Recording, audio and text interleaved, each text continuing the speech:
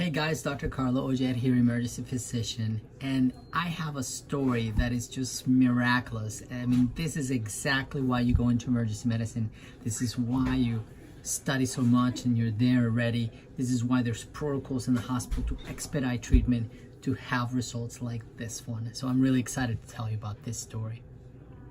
This is an 80-something-year-old lady with multiple medical problems who at 4:30 in the afternoon had this sudden onset of weakness of the left arm.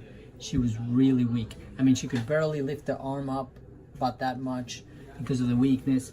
She could not really, she could close her fingers around mine, but she couldn't really squeeze, and her sensation on the arm was diminished too. Her ability to obviously try to do nose to finger testing was diminished. That gave her an NIH or a stroke scale of 4, which is less than 5, so a small stroke, only limited to her arm, but she presented within less than an hour from the onset of symptoms. So we activated code stroke.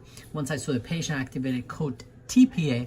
TPA is tissue plasminogen activator or activase, and it's a medication, essentially snake venom, that goes into the clot area and breaks the clot and treats active stroke. So we activated it, we got a CAT scan was negative. She had bradycardia, but her blood pressure was okay. So we gave her 0.5 milligram of atropine. She was not on blood thinners. So we went through the list of indications and contraindications to TPA. We had the discussion with the husband about pros and cons, and we decided we're gonna go ahead and give TPA. Now normally we get a neurologist consult to find out if they agree with us and they wanna give TPA, but they were taking too long on the phone, and the sooner the better. Every minute counts. Every minute that you let it go, cells die in the brain, and the stroke is less likely to be reversible.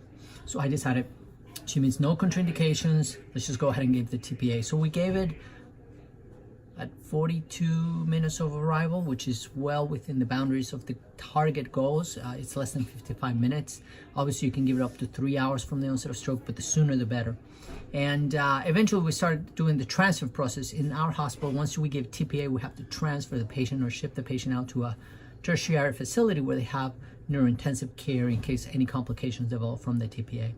So while we're trying to arrange the transport and stuff, ends up that her potassium was high, ended up being 7.5, which is terribly abnormal. So the potassium ended up being pretty elevated, and it needed to be emergently treated. How we treat that is going to give calcium and AMP as a bolus to stabilize the cardiac membranes and diminish the irritability of the cardiac muscle to this high potassium.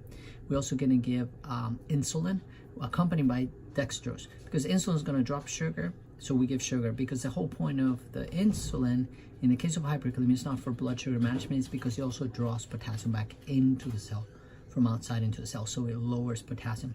And then we gave the patient Kayexalate. Kayexalate is a resin you drink or you put out through the bottom like a rectal enema, and it absorbs potassium from the inside of the body. Also, we give breathing treatments. Breathing treatments have been shown to dry potassium by maybe 0.5 ml equivalent, but it also is an adjunct therapy for hyperkalemia.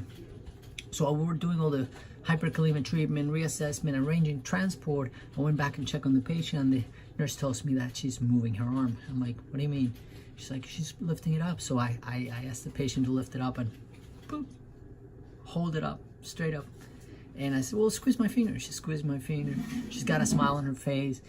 Skin color's better. It was just, this was miraculous. Like, it was like, this is awesome.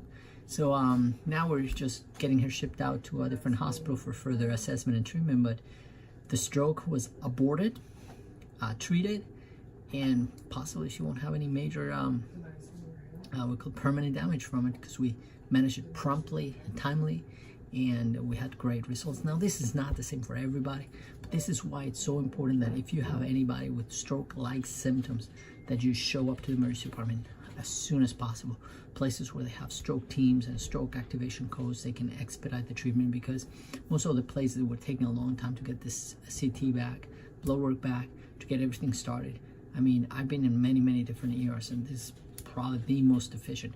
I've had awesome numbers in terms of from arrival to getting TPA into the vein of the patient in less than an hour. Have multiple cases that we've been able to do that, therefore resulting in much better stroke outcomes than it would have been if we would have waited a long time.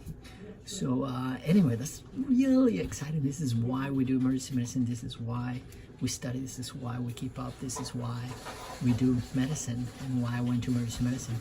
I mean, didn't save a life, but certainly save her quality of life. I mean, from not moving her arm to being able to hold it up in the air like that in less than an hour of symptoms and treatment and stuff. It's just remarkable. So I hope you enjoy the story. Remember the signs and symptoms of stroke: fast, act fast. A for face, you want to look for asymmetry. You want to look for arm weakness, or leg weakness, any kind of limb weakness. Speech, make sure they're not garbled or weak. And time is of essence. The sooner the better. 3 hours or less is ideal.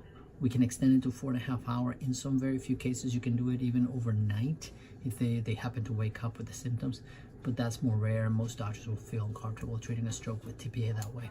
So anyway, from Cartersville Medical Center, great story about stroke and treatment and how exciting it is to perform medicine to the degree it needs to be done, right? So anyway, see you later.